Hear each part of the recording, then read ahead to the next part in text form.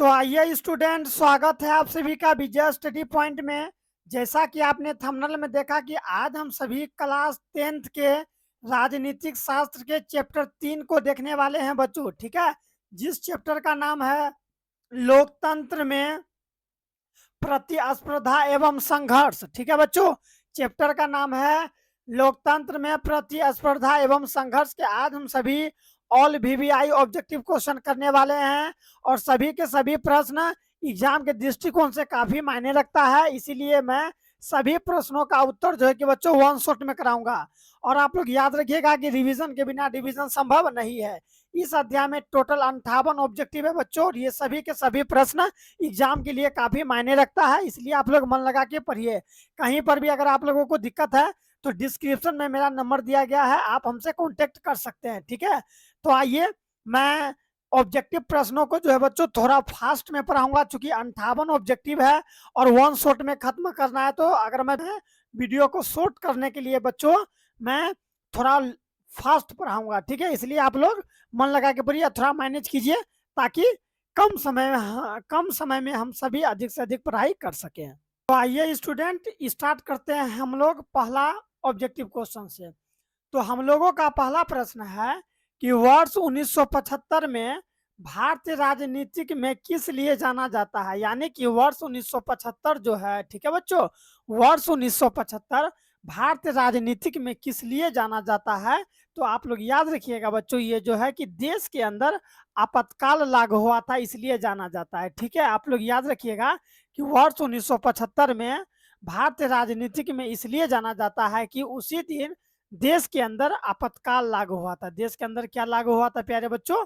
आपातकाल लागू हुआ था। ठीक है, दूसरा नंबर का प्रश्न है हम लोगों का कि भारतीय लोकतंत्र में सत्ता के विरुद्ध जनाक्रोश किस दशक से प्रारंभ हुआ। बोलिए तो किस दशक से प्रारंभ हुआ? तो आप लोग याद रखिएगा बच्चों, 1970 के दशक से प्रारंभ हुआ था। किस दशक से प्रारंभ हुआ था?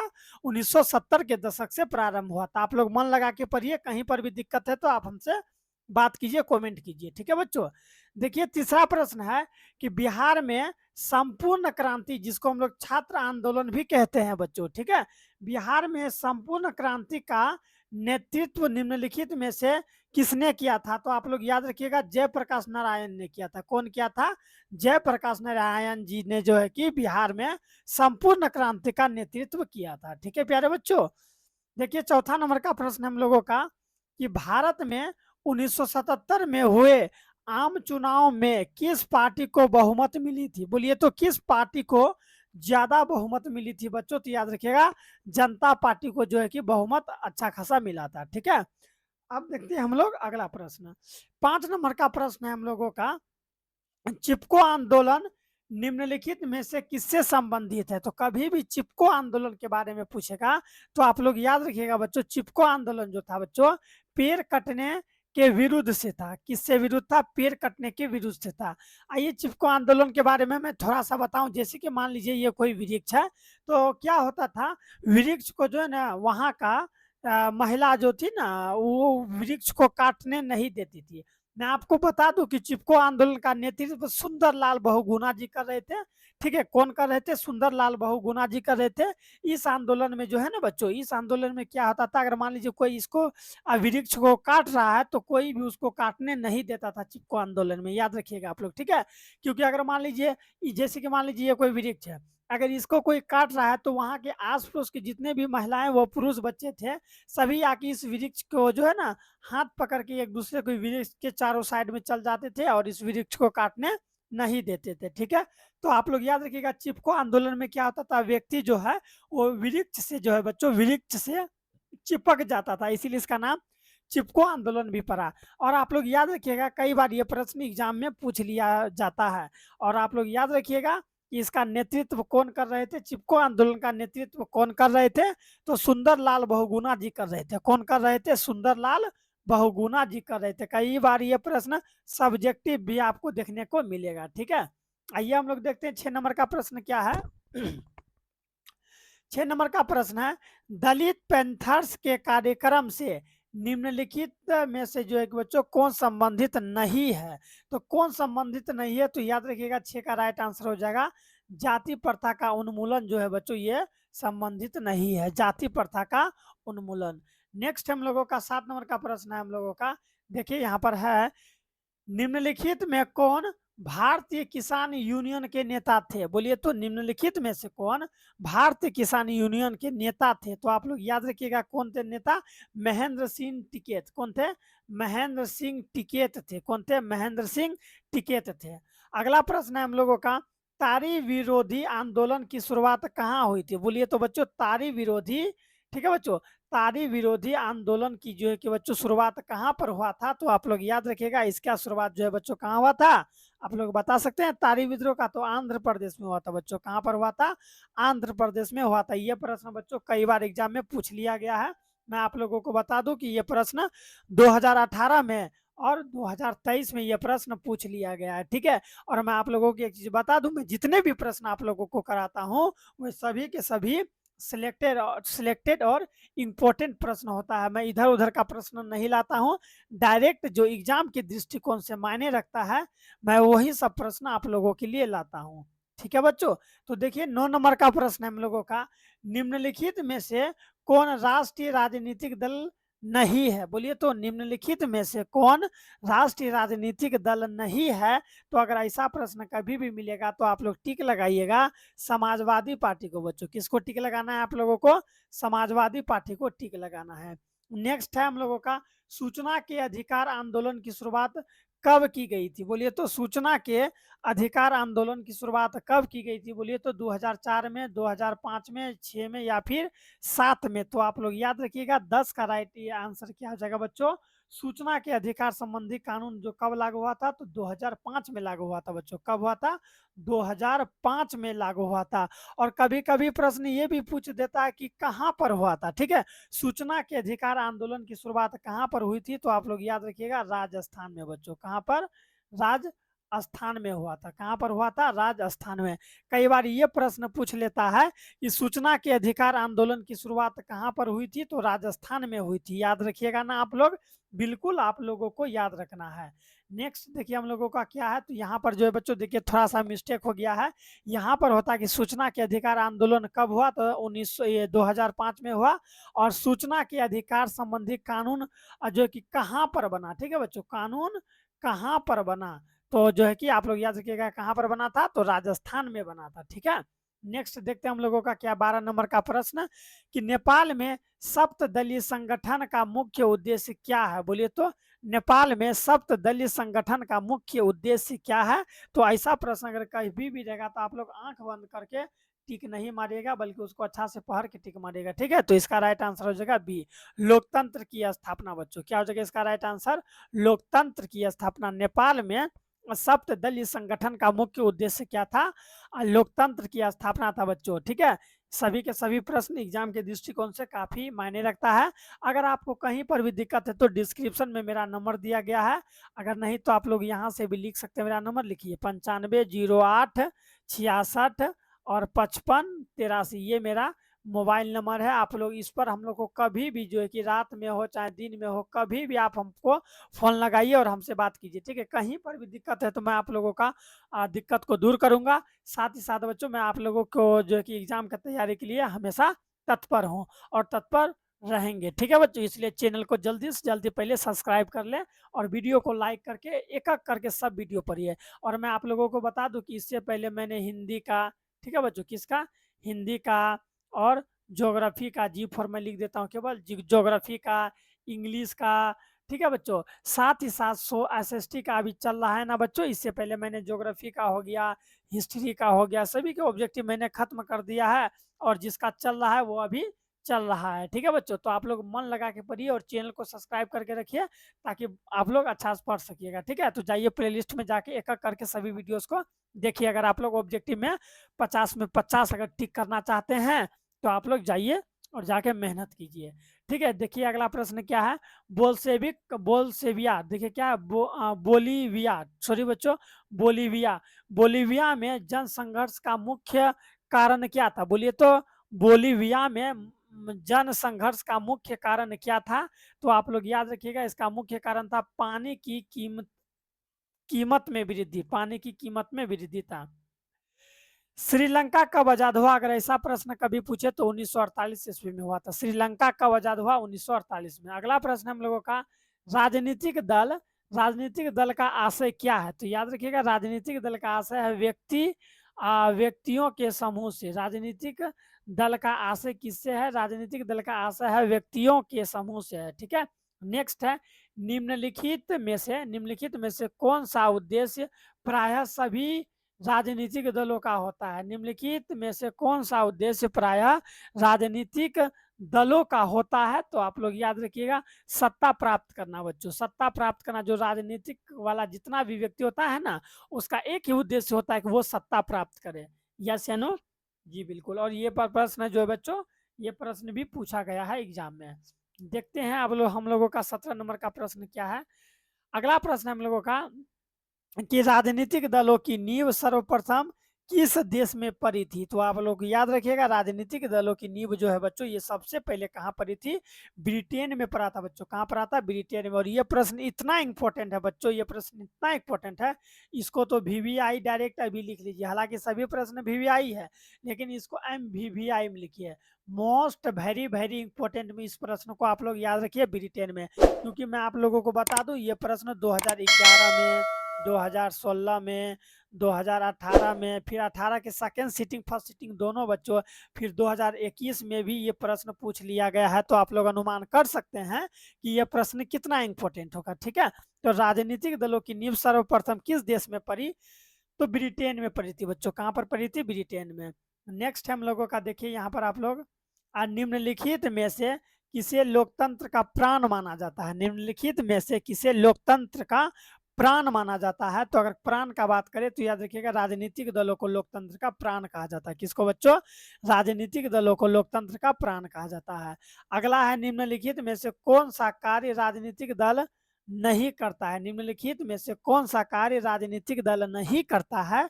तो बोलिए कौन सा कार्य है जो कि राजनीतिक दल नहीं करता है? चुनाव लड़ना ये करता है, सरकार की आलोचना करना, प्राकृतिक आपदाओं से राहत करना, या अफसरों की बहाली संबंधी कार्य करना। तो अफसरों की बहाली संबंधी कार्य ये क्यों करेगा? राजनीतिक दल ये सब काम क्यों करेगा? तो ये जो है कि इसका राइट आंसर ये हो जाएगा। तो याद रखिएगा, निम्नलिखित में से कौन राजनीतिक दल नहीं करता है? तो अफसरों को बहाली वाला काम ये जो है कि राजनीतिक नहीं करता है। राजनीतिक दल चुनाव लड़ना है, उसका काम सरकार की आलोचना करना है, तथा प्राकृतिक आपदाओं से हर एक व्यक्ति को जो कि दूर करना, उसको हेल्प करना, ये सब काम है। लेकिन कौन नहीं है? तो अफसरों की बहाली करना, ये हेन तेन वाला काम जो है कि इसको नहीं है। किसको? राजनीतिक दल को। ये जानते हैं ना, आते हैं दो चार गो देखते हैं, जब राजनीतिक दल के कोई नेता हम लोगों के सड़क से होकर गुजरते हैं, तो आप लोग देखते होंगे एक के पीछे एक के पीछे एक, ना जाने कितने कारों की संख्या है। पता नहीं हम लोगों का वैसा कब होगा। यस है ना बच्चों? तो जल्दी से जल्दी चैनल को सब्सक्राइब कर दीजिए, वीडियो को लाइक कर दीजिए। कहीं पर भी दिक्कत है तो आप हमसे कॉन्टेक्ट कर सकते हैं। ठीक है, अगला 20 नंबर का प्रश्न हम लोगों का, निम्नलिखित में से कौन सा विचार लोकतंत्र में राजनीतिक दलों को मेल नहीं खाती? राजनीतिक दलों से मेल नहीं खाती है, कौन सा जो है विचार मेल नहीं खाती है? तो याद रखिएगा बच्चों, कौन सा विचार मेल नहीं खाती है? तो ऑप्शन नंबर सी देखिए यहाँ पर, देश के विकास के लिए सरकारी नीतियों में राजनीतिक दल बाधा उत्पन्न करता है। ये वाला जो है कि सेट नहीं खाता है। बाकी ये वाला A, B और C जो है कि सेट खाता है। आप लोग रोक के वीडियो पढ़ लीजिए, मैं कराऊंगा तो थोड़ा लंबा ना हो जाए। तो आइए आगे फिर से हम लोग देखते हैं। अगला प्रश्न है हम लोगों का 21 नंबर का है कि किस देश में बहुदलीय व्यवस्था नहीं है? किस देश में बहुदलीय व्यवस्था नहीं है? बोलिए 21 का राइट आंसर क्या हो जाएगा? तो आप लोग याद रखिएगा, किस देश में बहुदलीय व्यवस्था नहीं है? तो ब्रिटेन में बच्चों, ब्रिटेन में बहुदलीय व्यवस्था नहीं है। कहाँ पर नहीं है बच्चों? ब्रिटेन में बहुदलीय व्यवस्था नहीं है। नेक्स्ट है हम लोगों का बच्चों, यहाँ पर देखिए, गठबंधन की सरकार बनाने की संभावना किस प्रकार की दलीय व्यवस्था में होती है? तो आप लोग याद रखिएगा, किस प्रकार की दलीय व्यवस्था में होती है? आप लोग बता सकते हैं किस प्रकार की दलीय व्यवस्था में होती है? बोलिए तो, एक दलीय व्यवस्था में होती है, या फिर द्विदलीय व्यवस्था में, या फिर बहुदलीय व्यवस्था में, या फिर इनमें से कोई नहीं? तो इसका राइट आंसर आप लोग बताइए क्या होगा? तो 22 का राइट आंसर हो जाएगा बच्चों डी नंबर। 22 का राइट आंसर क्या हो जाएगा? D number. ठीक है, सॉरी बच्चों, 22 का राइट आंसर हो जाएगा बहुदलीय व्यवस्था। क्या हो जाएगा? बहुदलीय व्यवस्था। ठीक है, एक बार फिर से ये प्रश्न को हम लोगों आप लोगों के लिए पढ़ते हैं कि गठबंधन की सरकार बनाने की संभावना किस प्रकार की दलीय व्यवस्था में होती है? तो गठबंधन कब करेगा? जब बहुदलीय व्यवस्था रहेगा तब ना। मान लीजिए कि इधर से नहीं तो उसमें, इससे इसको छोड़ के उसमें, उससे छोड़ के उसमें, जैसे नीतीश कुमार जी कभी इससे उसमें कभी उससे इसमें करते रहते हैं। तो वही वाली बात है, बहुदलीय व्यवस्था है तब ना। मान लीजिए कि उड़ के इधर उड़ के उधर जो है कि कौवा कैसन करते रहते हैं। हालांकि नीतीश कुमार जी बहुत अच्छे हैं, हम लोगों को शिक्षा व्यवस्था को काफ़ी अच्छा बनाते हैं। जैसे कि देख लीजिए सभी स्टूडेंट को देखिए मैट्रिक पास करने पर 10,000 की सुविधा, लड़का और लड़की दोनों को। साथ ही साथ जो इंटर में लड़की फर्स्ट डिवीजन करती है उसको 25,000 की व्यवस्था। साथ साथ जब बीए अगर कोई लड़की कंप्लीट करती है तो 50,000। लड़का को नहीं है, ये मत सोचिए कि लड़का को ये सब मिले, ये सब लड़की को। लड़का को केवल 10th क्लास में अगर आप लोग फर्स्ट डिवीजन से पास करते हैं तो 10,000 दिया जाएगा बस। हालांकि हमको भी 10,000 रुपये बच्चों मिला था जब हम 10 क्लास में एग्जाम दिए थे ना बच्चों। तो मैं भी काफ़ी अच्छा नंबर से फर्स्ट डिवीजन से पास किया। तो मुझे भी जो है कि बच्चों मेरा खाता में खटाक से 10,000 रुपये आया था। तो यही 10,000 रुपये आया था बच्चों, तो मैं अपना कोचिंग संस्था खोला था। आप लोगों को मैं बता दूं, मैं अपना कोचिंग संस्था जो है कि यही 10,000 से खोला था। और इसके साथ साथ मेरे पापा हमको बहुत हेल्प किए थे कोचिंग खोलने में। ठीक है, आइए आगे देखते हैं। अगला प्रश्न है हम लोगों का, किसी भी देश में राजनीतिक अस्थायी के लिए निम्नलिखित में से क्या आवश्यक नहीं है? क्या आवश्यक नहीं है? तो आप लोग याद रखिएगा बच्चों, सरकार द्वारा विरोधी दलों को नजरबंदी करना। यही सरकार द्वारा विरोधी दलों को नजरबंदी करना जो है कि बच्चों किसी भी देश की राजनीतिक अस्थायी में निम्नलिखित आवश्यक नहीं है। ये बच्चों, ये क्या आवश्यक नहीं है? अगला प्रश्न है हम लोगों का बच्चों, देखिए यहाँ पर कि निम्नलिखित में कौन सी चुनौती राजनीतिक दलों की नहीं है? निम्नलिखित में से कौन सी चुनौती राजनीतिक दलों की नहीं है? तो आप लोग याद रखिएगा ऑप्शन नंबर डी, यानी कि रखने वाले विपरीत सिद्धांत रखने वाले राजनीतिक दलों से गठबंधन करना। यही इसका राइट आंसर हो जाएगा।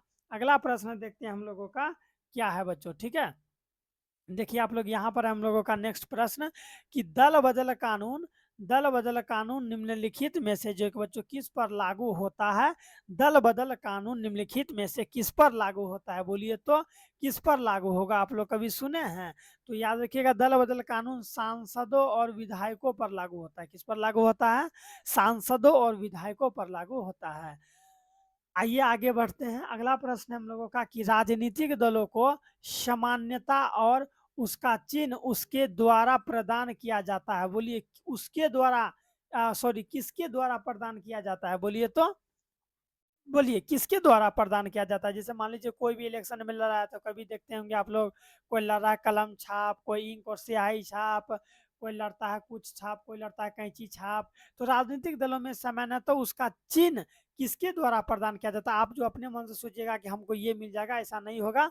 वो जो है बच्चों अभी मैं आप लोगों को बताऊंगा, ये निर्वाचन आयोग द्वारा। बच्चों किसके द्वारा? निर्वाचन आयोग जो चुन दिया कि आपको जो है कि बकरी छाप पर जो है कि इलेक्शन लड़ना है तो बकरी छाप पर ही लड़ना पड़ेगा। आपको अगर दे दिया कि मोतियों की माला छाप, बच्चों मोतियों की माला छाप पर लड़ना है तो मोतियों की माला छाप पर ही लड़ना पड़ेगा आपको इलेक्शन। साथ ही साथ जो चिन्ह आपको दे तो वही चिन्ह से जो है कि आपको क्या लड़ना पड़ेगा? इलेक्शन लड़ना पड़ेगा।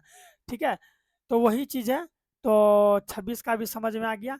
अगला प्रश्न हम लोगों का कि निम्नलिखित में से कौन दल नहीं है, कौन राष्ट्रीय दल नहीं है?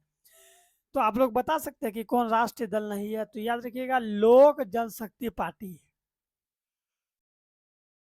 लोक जनशक्ति पार्टी जो है बच्चों ये राष्ट्रीय दल नहीं है, ये राष्ट्रीय दल नहीं है। अब हम लोग का 28वां प्रश्न है कि जनता दल यूनाइटेड पार्टी का गठन कब हुआ? जनता दल यूनाइटेड पार्टी का गठन कब हुआ? तो आप लोग याद रखिएगा कब हुआ था? 1999 ईस्वी में हुआ था। कब हुआ था? 1999 ईस्वी में हुआ था। ठीक है बच्चों, आप लोग याद रखिएगा। देखिए अब हम लोग का अगला प्रश्न है 29 नंबर का कि गठबंधन सरकार की पकड़ प्रशासन पर होती है। बोलिए तो मजबूत होती है, ढीली होती है, अति मजबूत होती है या फिर कठोर होती है? तो आप लोग याद रखिएगा कि ढीली होती है। क्या होती है बच्चों? गठबंधन सरकार की पकड़ प्रशासन पर होती है, ढीली होती है। कैसा होती है? ढीली होती है। अगला प्रश्न है कि निम्नलिखित में किसे विशेष राज्य का दर्जा प्राप्त है? किसे विशेष राज्य का दर्जा प्राप्त है, तो आप लोग याद रखिएगा बच्चों कि जम्मू और कश्मीर को एक विशेष राज्य का दर्जा प्राप्त है। हालांकि इस पर जो है कि पहले इसका नियम अलग था, लेकिन अब सबका नियम एक ही हो चुका है बच्चों। ठीक है बच्चों, तो इस तरह हम लोगों ने 30 ऑब्जेक्टिव देखा। अब बाकी का 30 ऑब्जेक्टिव अभी हम लोग फिर से देखेंगे। तो पहले हम थोड़ा सा पानी पी लेते हैं, तो आप लोग तब तक मेरे चैनल को सब्सक्राइब कीजिए, हम तब तक पानी पी रहे हैं। तो देखिए बच्चों, 31 नंबर का प्रश्न क्या है हम लोगों का, निम्न में से कौन सी स्थिति लोकतंत्र की सफलता के लिए सबसे आवश्यक है? बताइए कि निम्नलिखित में से कौन सा ऐसा स्थिति है बच्चों, यानी कि स्थिति ए बी सी डी में ऐसा कौन सा स्थिति है जो कि लोकतंत्र की सफलता के लिए सबसे आवश्यक है? तो आप लोग याद रखिएगा, मजबूत जनमत बच्चों। क्या इसका राइट आंसर हो जाएगा? मजबूत जनमत। अगर ज्यादा लोगों का सहयोग होगा बच्चों, अगर ज्यादा लोगों का सहयोग होगा तब ना मान लीजिए कि अधिक वोट मिलेगा, और अधिक वोट मिलेगा तो आप लोग जो है कि अधिक वोट से जीतिएगा। यस या नो, कोई भी नेता हो अधिक वोट से जीतेगा, तो वही हुआ मजबूत जनमत। ठीक है, देखिए नेक्स्ट हम लोगों का क्या है, 32 नंबर का, वर्तमान में नेपाल की शासन प्रणाली क्या है? हम लोगों से पूछ रहा है कि वर्तमान में नेपाल की शासन प्रणाली क्या है, लोकतंत्र है या फिर राजतंत्र है, सैनिक तंत्र है, या फिर इनमें से कोई नहीं। तो आप लोग याद रखिएगा, प्रेजेंट टाइम में अगर आप लोग जाइएगा कभी नेपाल, तो वहाँ का जो व्यवस्था है शासन प्रणाली का, वो लोकतांत्रिक बन चुका है। ठीक है, हालांकि पहले लोकतंत्र नहीं था, लेकिन अब जो है वहाँ लोकतांत्रिक व्यवस्था लागू कर दिया गया है। ठीक है, चलिए आगे देखते हैं कि भारतीय जनता पार्टी की स्थापना कब हुई? बोलिए, भारतीय जनता पार्टी की स्थापना कब हुई? अगर ऐसा प्रश्न आप लोगों के एग्जाम में आता है तो आप लोग 1980 में टिक कीजिएगा। ठीक है, भारतीय जनता पार्टी का स्थापना 1980 ईस्वी में हुआ था, और ये प्रश्न बच्चों 2019 में पूछा गया है। ठीक है, बहुत ही इंपॉर्टेंट प्रश्न सब है आप लोगों के लिए। अगला प्रश्न है, भारतीय जनता पार्टी का चुनाव चिन्ह क्या है? कभी इस टाइप का प्रश्न पूछेगा कि भारतीय जनता पार्टी का चुनाव चिन्ह क्या है, तो आप लोग अक्सर देखते होंगे कमल का फूल बच्चों, देखे है ना, बीजेपी का बच्चों, बीजेपी का। ठीक है, जो होता है चुनाव चिन्ह जो होता है वो क्या होता है, कमल का फूल। देखे ना, नरेंद्र मोदी जी वाला आप लोग देखे होंगे कि वो कौन सा है बच्चों, कमल का फूल है। हाथी का पंजा, गेंदा का फूल या चक्र, ये सब नहीं है। इसका राइट आंसर क्या हो जाएगा, कमल का फूल हो जाएगा बच्चों इसका राइट आंसर। नेक्स्ट हम लोगों का 35 नंबर का प्रश्न देखते हैं हम लोग, किसके नेतृत्व में 1977 में जनता पार्टी की सरकार का गठन किया गया? बोलिए, तो किसके जो है कि बच्चों पूछा है किसके नेतृत्व में, तो आप लोग याद रखिएगा बच्चों 35 का राइट आंसर हो जाएगा मोरारजी देसाई के। ठीक है बच्चों, मोरारजी देसाई के नेतृत्व में किया गया था। अगला प्रश्न हम लोगों का कि बहुजन समाज पार्टी के संस्थापक कौन है? बहुजन समाज पार्टी के संस्थापक कौन है? ये बहुत ही इंपॉर्टेंट प्रश्न है बच्चों। काशीराम जी। कौन है? काशीराम जी। और बच्चों ये प्रश्न जो है इतना इंपॉर्टेंट है कि बिहार डीएलएड एग्जाम में भी पूछा गया था, याद रखिएगा। ठीक है, बहुजन समाज पार्टी के संस्थापक कौन थे? तो काशीराम जी थे। कौन थे? काशीराम जी। और ये जो है प्रश्न 2020 में आप लोगों से पूछा गया था, 2020 में।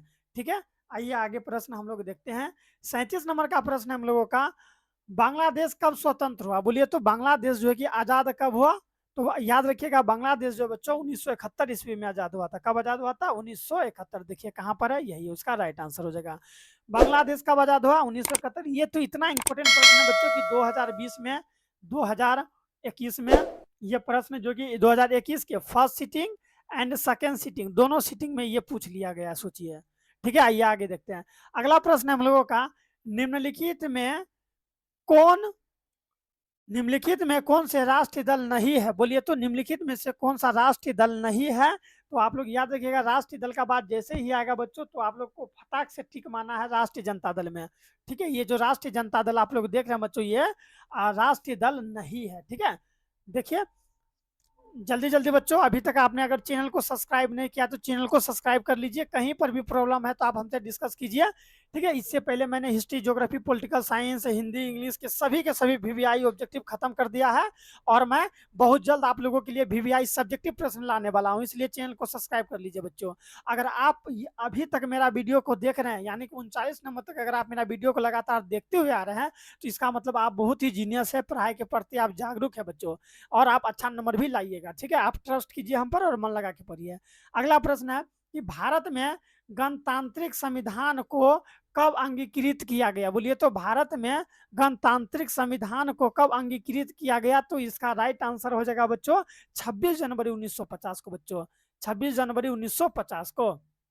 नेक्स्ट हम लोगों का 40 का लोक जनशक्ति पार्टी का चुनाव चिन्ह क्या है? लोक जनशक्ति पार्टी का चुनाव चिन्ह क्या है? तो इसका ये राइट आंसर हो जाएगा बंगला है बच्चों, क्या है? बंगला। ठीक है, अगला प्रश्न है हम लोगों का कि वर्तमान में कुल कितने केंद्र शासित प्रदेश है बच्चों? वर्तमान में कुल कितने केंद्र शासित प्रदेश है भारत के अंदर? तो 8 है। कितने हैं? 8 है। ठीक है, आइए आगे आगे देखिए, निम्नलिखित में कौन केंद्र शासित प्रदेश है? निम्नलिखित में कौन केंद्र शासित प्रदेश है? तो चंडीगढ़ बच्चों केंद्र शासित प्रदेश है। अगला है कि भारतीय जनता पार्टी के प्रथम अध्यक्ष कौन है? भारतीय जनता पार्टी के प्रथम अध्यक्ष अगर कभी भी पूछेगा तो याद रखिएगा अटल बिहारी वाजपेयी जी है। कौन है? अटल बिहारी वाजपेयी जी है। ठीक है, 44 का कि भारत में राष्ट्रीय आपातकाल कब घोषित हुआ था? बोलिए तो भारत में राष्ट्रीय आपातकाल की घोषणा कब हुई थी? बोलिए तो 1975 ईस्वी में हुई थी। कब हुई थी? 1975 ईस्वी में। ठीक है, आइए आगे देखते हैं। देखिए यहाँ पर क्या है कि दक्षिण अफ्रीका के प्रथम अश्वेत राष्ट्रपति कौन थे? दक्षिण अफ्रीका का पूछ रहा है बच्चों। ठीक है, दक्षिण अफ्रीका के प्रथम अश्वेत राष्ट्रपति कौन थे? तो बोलिए कौन थे बच्चों? इसका राइट आंसर हो जाएगा नेल्सन मंडेला। ठीक है, नेल्सन मंडेला था, इसका राइट आंसर यही होगा। नेक्स्ट हम लोगों का कि समता पार्टी का विलय किस राजनीतिक दल में हुआ? बोलिए तो समता पार्टी का विलय किस राजनीतिक दल में हुआ था? तो आप लोग याद रखिएगा जनता दल यूनाइटेड में हुआ था बच्चों। किसमें हुआ था? जनता दल यूनाइटेड। जल्दी जल्दी चैनल को सब्सक्राइब कर लीजिए आप लोग। अगला प्रश्न हम लोगों का, भारत का संवैधानिक अध्यक्ष कौन है? भारत का संवैधानिक अध्यक्ष अगर कभी भी पूछेगा तो राष्ट्रपति हो जाएगा बच्चों। क्या हो जाएगा? राष्ट्रपति हो जाएगा। 2022 में ये प्रश्न पूछ लिया गया है। हालांकि इससे पहले मैंने ये सब जो प्रश्न कराया है ये सभी के सभी प्रश्न 21 में, कभी 22 में, 21 में, 22 में, 21 में, 22 करके पूछा गया है। ठीक है, नेक्स्ट देखते हैं हम लोग। अब कौन सा होगा? 48 नंबर का देखिए, बोलीविया। ठीक है बच्चों, देखिए यहाँ क्या लिखा है, बोलीविया में जन संघर्ष का प्रमुख कारण क्या था? बोलिए तो बोलीविया में जन संघर्ष का प्रमुख कारण क्या था? तो जल का निजीकरण था बच्चों, जल का निजीकरण था। ठीक है, नेक्स्ट देखते हैं हम लोग।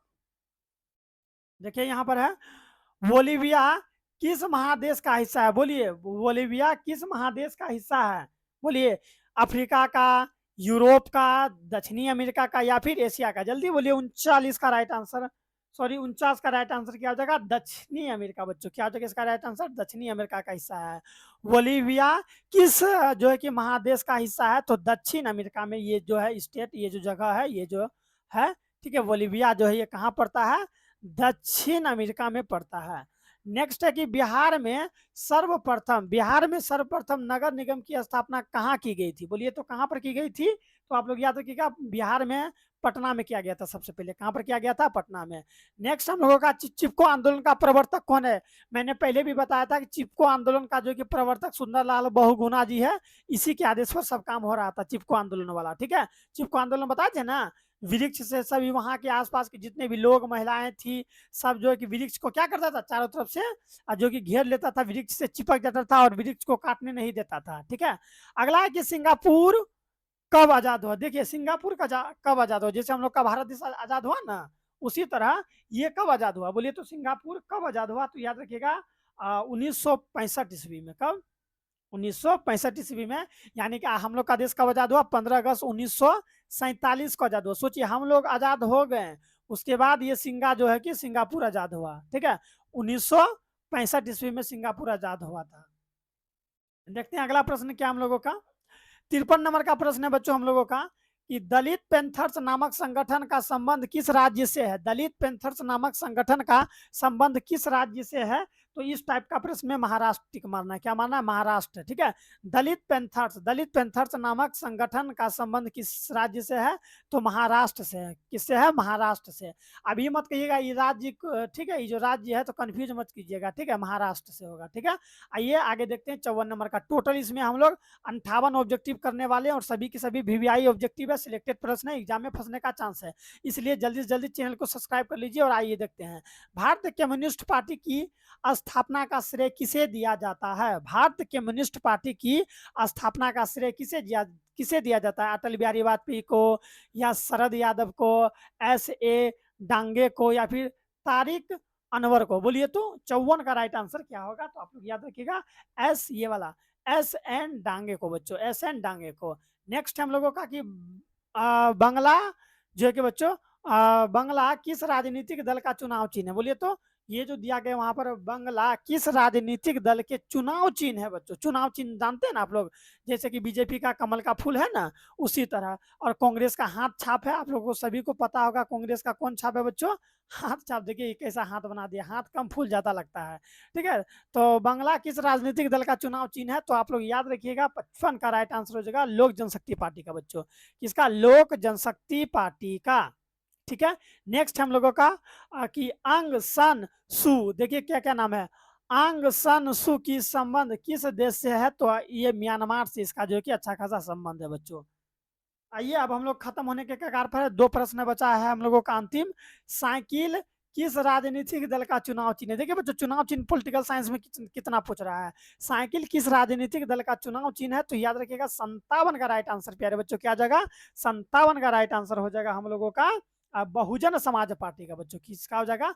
बहुजन समाज पार्टी। क्या हो जाएगा? बहुजन समाज पार्टी। नेक्स्ट हम लोगों का कि निम्नलिखित में से किस देश में एक दलीय प्रणाली है? निम्नलिखित में से किस देश में एक दलीय प्रणाली है? तो एक दलीय प्रणाली कहाँ पर है बच्चों? हम लोग का देश में तो बहुदलीय प्रणाली है। देखते हैं ना, ये वाला जाके कभी जिसका मन हुआ वो पार्टी में जुड़ जाता है, कोई वो पार्टी में जुड़ जाता है। तो यहाँ बोला एक दलीय प्रणाली किसमें है? ठीक है, तो एक दलीय प्रणाली वाला जो है देश है वो चीन है बच्चों। किन है? चीन, जहाँ सांप कीड़ा भुआ पिल्लू सब खा जाता है, ठीक है बच्चों, चीन। तो चीन को तो मैं यही नाम से बच्चों को बताता हूँ, पिल्लू वाला देश, ठीक है बच्चों। कौन सा देश? पिल्लू कीड़ा वाला देश, चीन, ठीक है। तो यहाँ देखिए निम्नलिखित में से किस देश में एक जो है कि दलीय प्रणाली है? तो चीन में है। और याद रखिएगा कोरोना वायरस कहाँ से है? तो यही चीन से है बच्चों, ठीक है। चीन से बड़ा खिंद, इसको तो मन करता है हमको पटक पटक के मारे, इसको खत्म कर देते हैं साफे, ठीक है बच्चों। क्योंकि ये जो है हम लोगों की अर्थव्यवस्था को काफी डुबा दिया। हम लोगों का क्या, पूरी जो है कि विश्व का अर्थव्यवस्था को ये खराब कर दिया, ठीक है बच्चों। कोरोना वायरस की वजह से देखे थे ना, लॉकडाउन था, लॉकडाउन में क्या कोई काम करता था? देश आगे बढ़ता था क्या? देश में जितने भी अनाज पैसा वैसा था सब खर्च हो रहा था ना सरकार का, इसलिए मैं इसको देखना नहीं चाहता हूँ, बहुत गुस्सा बढ़ता है। तो आइए बच्चों, इस तरह हम लोग का टोटल वीवीआई ऑब्जेक्टिव होता है समाप्त। टोटल वीवीआई ऑब्जेक्टिव होता है समाप्त। अब मैं बहुत जल्द अध्याय 4 पॉलिटिकल साइंस के अध्याय 4 को लेके आने वाला हूँ। तो जल्दी से जल्दी चैनल को सब्सक्राइब कर लीजिए, अपने दोस्तों को भी बताइए, और साथ ही साथ मन लगा के पढ़िए। मैं बहुत जल्द आप लोगों के लिए सब्जेक्टिव प्रश्न का जो कि भंडार लेके आने वाला हूँ। मैं हिस्ट्री, ज्योग्राफी, पॉलिटिकल जितने भी सब्जेक्ट है मैं उसको लगातार खत्म कर रहा हूँ, और हिंदी का, संस्कृत का, आपदा प्रबंधन का, इस सब का खत्म कर दिया है। तो जाइए प्लेलिस्ट में जाके देखिए। सी यू अगेन टू मोरो, मिलते हैं कल। प्लेलिस्ट में वीडियो है, जाके देखिए, डिस्क्रिप्शन में भी है।